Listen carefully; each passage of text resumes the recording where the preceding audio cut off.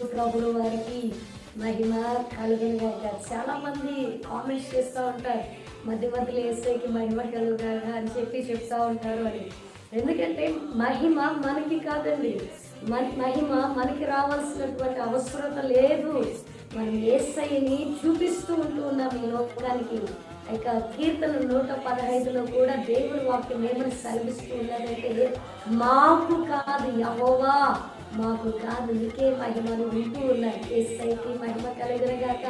మనం ఏం పని చేసినా, ఒక చిన్న పాట పాడినా, చిన్న ఆరాధన చేసినా, ఒక చిన్న వాక్యం చెప్పినా, లేదంటే ఒక మంచి నీతి కార్యం ఏదైనా జరిగించిన, లేదంటే ఎదుటి వ్యక్తి ఆకలిని తీర్చిన, ఏది ఏమైనా కూడా మనల్ని చూపించుకోవడం కంటే, మనల్ని షో ఆఫ్ చేసుకోవడం కంటే కూడా మనలో ఉన్న క్రీస్తుని చూపించిన ఎడల యేసయ్య నామం మహిమపరచబడతాదండి.